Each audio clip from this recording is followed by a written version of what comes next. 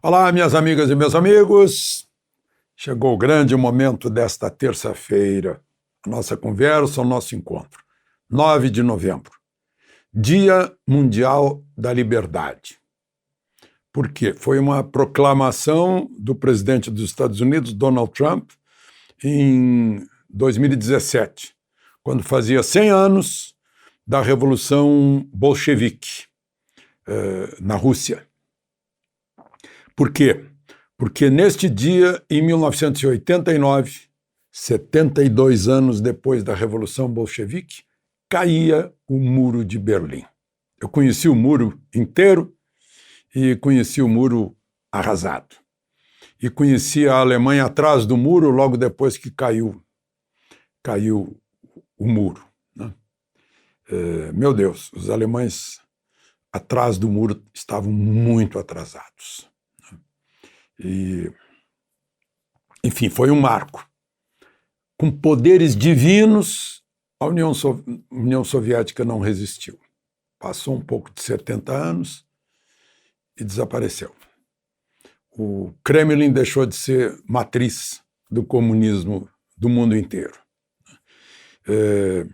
Essa proclamação do Dia Mundial da Liberdade é para alertar as pessoas que a liberdade está sempre em risco, é preciso estar sempre atento. Hoje, por exemplo, é outro aniversário muito triste, 1938, se não me engano. Sim, foi a Noite de Cristal, Kristallnacht. Né? Durou 2 dias, de quebra-quebra, de lojas de judeus, de residências de judeus, de vandalismo em sinagogas, né? Os judeus iam sofrendo restrições pouco a pouco e sempre imaginavam que seria a última. Não, tudo bem, essa vai ser a última. A última foi quando eles tiveram que entrar nos trens em direção aos campos de extermínio, né? Liberdade vai se tirando aos poucos. A gente está passando, vocês devem saber que estamos passando por testes da nossa liberdade, né? Bom, eu queria falar de outra coisa também. Em 1970, se noticiou, durante a Guerra da Lagosta, quando foram apreendidos pesqueiros franceses pelos brasileiros, e a Marinha e a França mandou vasos de guerra para defender os pesqueiros. Parecia guerra entre Brasil e França.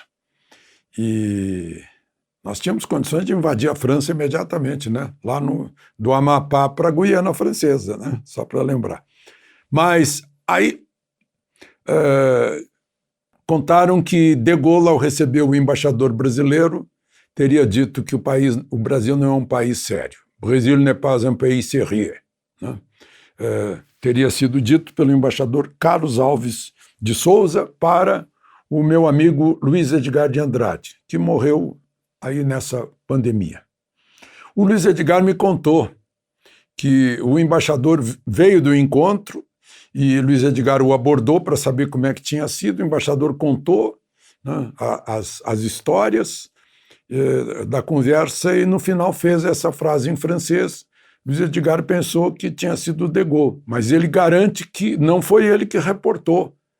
Ele procurou nos anais do Jornal do Brasil, em que ele trabalhava, eu trabalhava também, e ele não encontrou isso publicado. Então é o tipo da fake news daquela época. De repente, o De Gaulle disse, mas o De Gaulle não disse. Ele disse algo parecido em relação à Argélia, no tempo da guerra pela libertação da Argélia, que era colônia francesa. Mas quanto ao Brasil, não disse. O próprio embaixador, num livro, disse que a frase é dele e não de De Gaulle. E toda hora tem gente repetindo, como repete a frase atribuída a Rui Barbosa de que o pior das ditaduras é a do Supremo, porque contra ele não há recurso. Também procurei na obra de Rui Barbosa e não achei. Se alguém souber, por favor, me ajude. Então vamos lá. Não esqueça de se inscrever e, ao final, de deixar o seu gostei ou não gostei.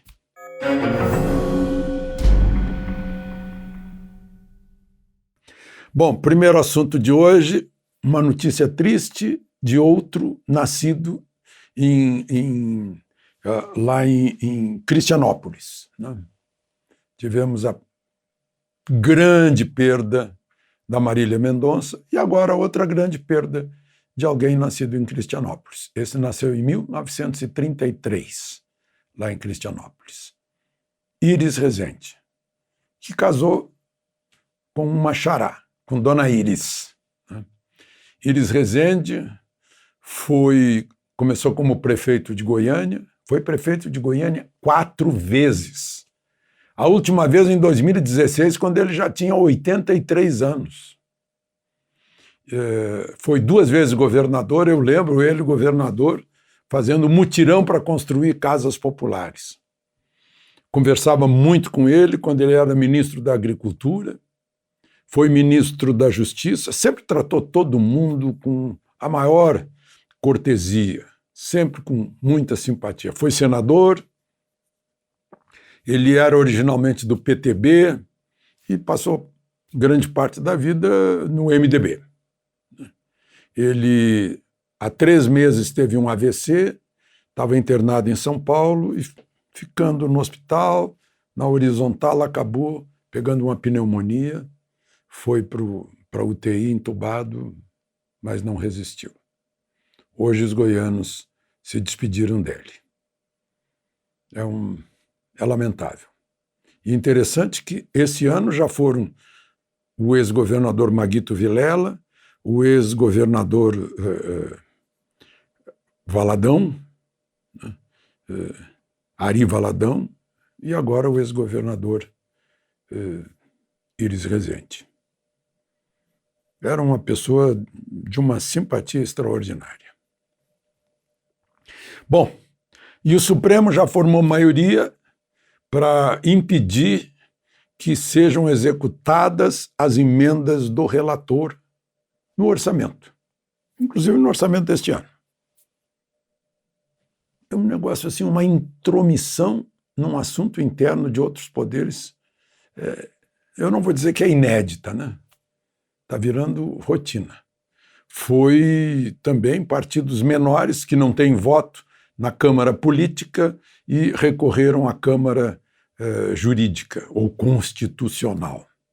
A ministra Rosa Weber deu uma liminar parando tudo e a liminar ganhou a adesão de seus pares. O presidente da Câmara, Arthur Lira, contra-argumentou, dizendo que é uma intromissão num assunto interno do parlamento, que o Supremo não pode ditar regras de procedimentos no parlamento e que, mais do que isso, interrompe obras, interrompe serviços que estão sendo executados, inclusive com convênios com estados, municípios, interfere administrativamente, judicialmente, socialmente naquilo que está sendo tocado. Eu fico me perguntando até onde é a influência do vamos atrapalhar o governo por causa da eleição do ano que vem. Fico me perguntando isso, porque é plausível que se pense. Assim como essa história aí de toda hora procurando interromper alguma coisa para atrapalhar. É muito grave, né? Porque o segundo artigo da Constituição diz que os poderes são independentes, têm que ser harmônicos. Bom, não, mas precisava acrescentar, né, que Arthur Lira já deixou passar o boi e a boiada está passando, na hora que deixou passar a prisão de Daniel Silveira, que contraria totalmente o artigo 53 da Constituição, da inviolabilidade de deputados e senadores em quaisquer opiniões. Está escrito na Constituição. Não está na minha boca, está na Constituição. Deixou passar o boi e passou a boiada. Lá o Pacheco também, que aliás está com 2% na última pesquisa lá em Minas Gerais. O Pacheco estava lá, CPI das ONGs da Amazônia, para começar. Aí um ministro do Supremo diz, não, vai começar a CPI da Covid. E aí passou o boi, passa a boiada também. Né? Aí está difícil. Deixaram passar. Agora tentam reagir. Agora, o irônico é que o primeiro artigo da Constituição, no seu único parágrafo, diz que todo poder emana do povo, que será exercido por seus representantes ou diretamente. Seus representantes eleitos, está escrito. Não tem ninguém no Supremo eleito. São 594 deputados e senadores eleitos, que recebem ordens de fora, que não dos seus eleitores. Quem pode dar ordens a esses mandatários são os seus mandantes. Né?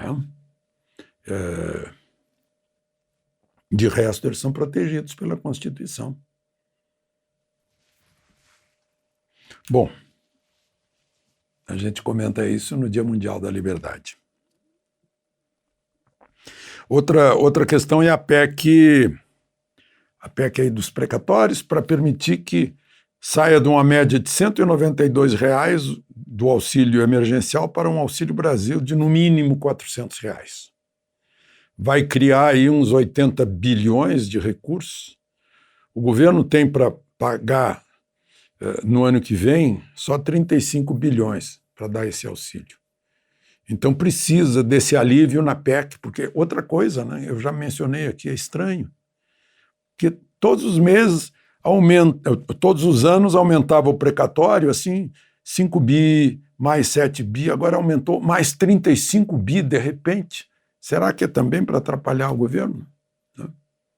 E foi aumentado por decisão da Justiça. Então, para poder pagar isso tem que ser aprovado. Na votação que houve hoje, até esse momento da gravação, o governo conseguiu 336 votos, 28 a mais. E 24 a mais da semana passada, com toda a movimentação de alguns partidos de oposição tentando reverter. Mas é um número que a gente tem na votação de um destaque. Ainda não é da votação final, não sei se vai ser nesta noite. Né? Aí nós vamos esperar. Interessante é que quem vota contra não se importa em sacrificar os mais pobres. O que interessa é evitar que o atual presidente aumente a sua popularidade. De Brasília, Alexandre Garcia.